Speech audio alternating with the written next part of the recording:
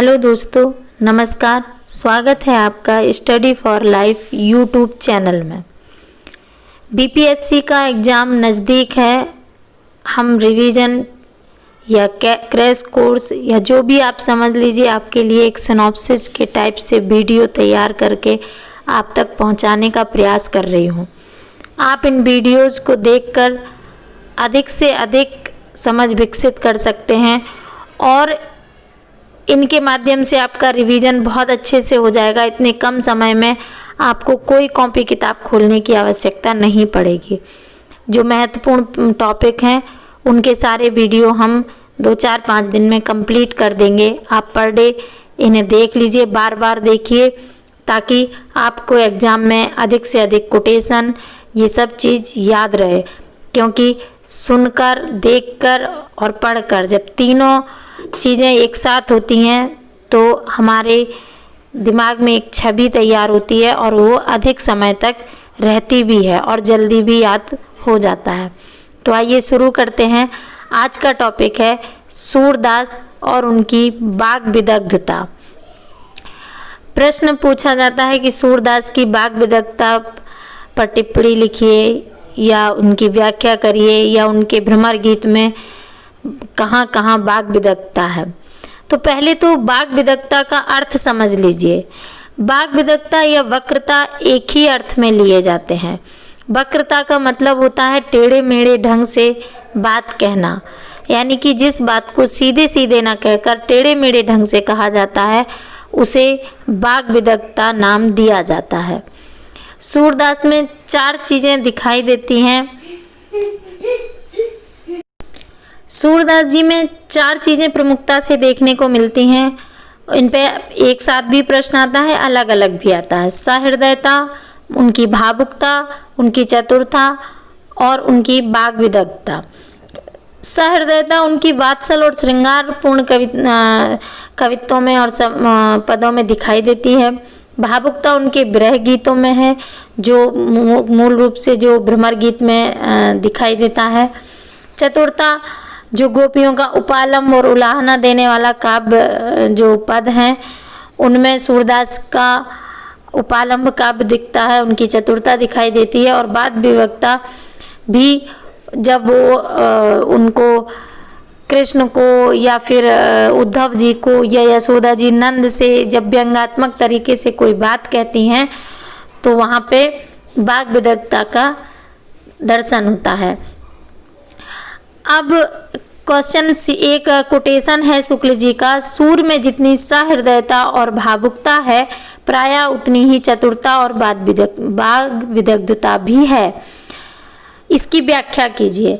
ये क्वेश्चन सीधे सीधे पूरा क्वेश्चन भी आ जाता है और कभी कभी सूरदास की वाग विदग्धता पर अलग से भी प्रश्न आ जाता है। सूरदास के वात्सल और श्रृंगार पर भी अलग से प्रश्न आता है।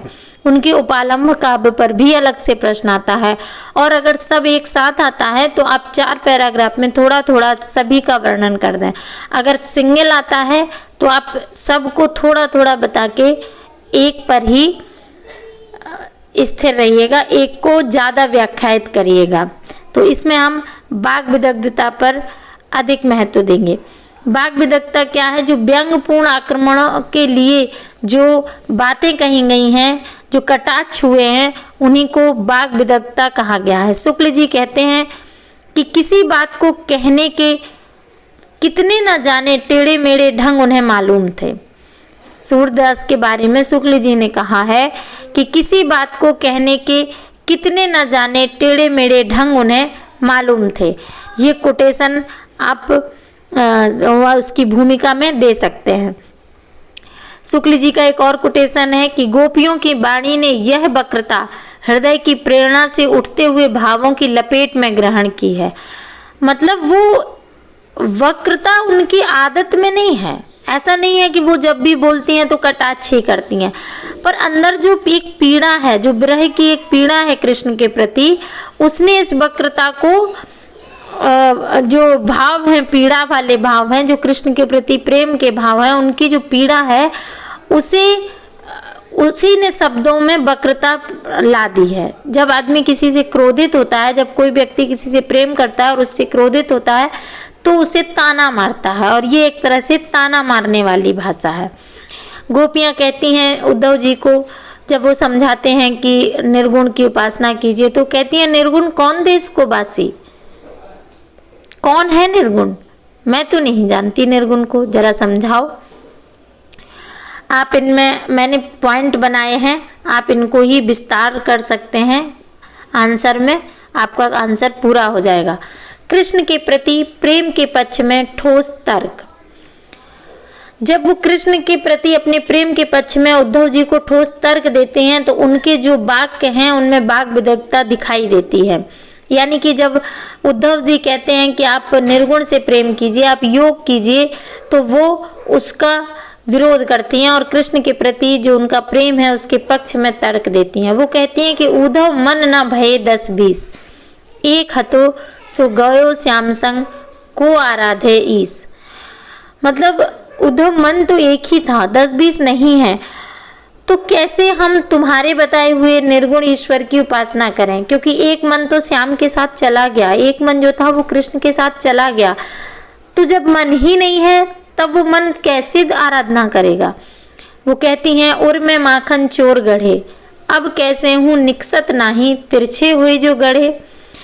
यानी कि उनके हृदय में, वो कहती है मेरे हृदय में माखन चोर गढ़े हुए हैं और अब वो निकल भी नहीं रहे हैं। क्यों? क्योंकि तिरछे होकर गढ़ गए हैं। जब कोई चीज़ किसी चीज़ में तिरछी हो जाती है तो उसका निकलना मुश्किल हो जाता है। और आप कृष्ण की बांसुरी बजाने वाली छवि देखना, तो वो तिरछे ही खड़े होते हैं बांसुरी बजाने में।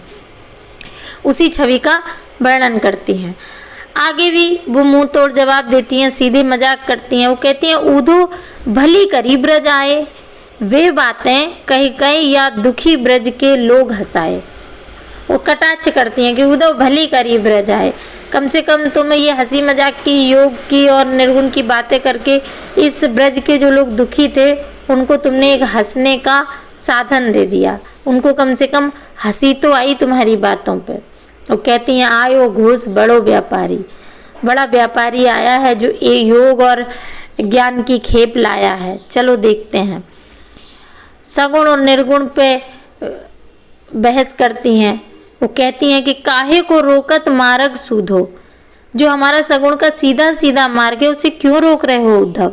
सुने ही मधुप सुनो हे भौरे, निर्गुण कंटते राजपंथ क्यों रूंधो। निर्गुण के कांटे डालकर हमारा जो राजपंथ है उसे क्यों रोक रहे हो, उसे क्यों भर रहे हो कांटों से। निर्गुण कांटों की तरह है और सगुण का मार्ग सीधा है, मैं सीधे मार्ग पर चल रही हूँ, उसमें कांटे क्यों बो रहे हो।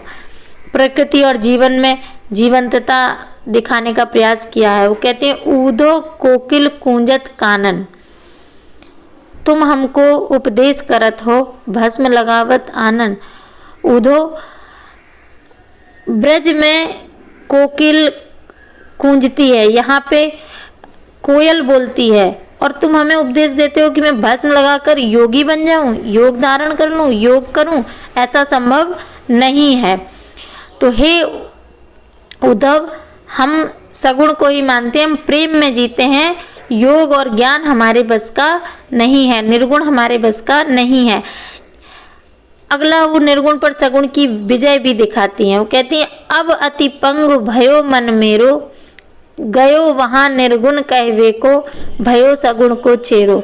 खुद जो उद्धव निर्गुण बताने गए थे, जो ज्ञान की शिक्षा देने गए थे, वो स्वयं सगुण के प्रति प्रेम को लेके लौटते हैं।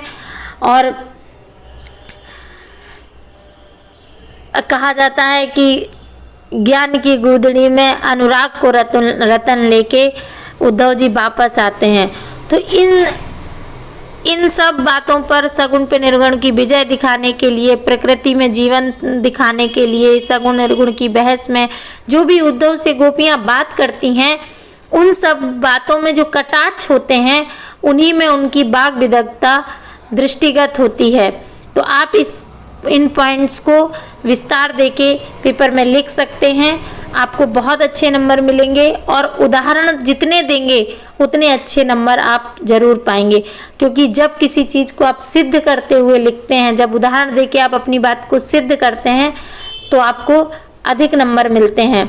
आशा है ये वीडियो आपकी तैयारी में सहायता करेगा। अगर ये पसंद आए तो इसे लाइक करें, इसे शेयर करें और हमारे चैनल को सब्सक्राइब करें तथा बेल आइकन दबाना ना भूलें। धन्यवाद।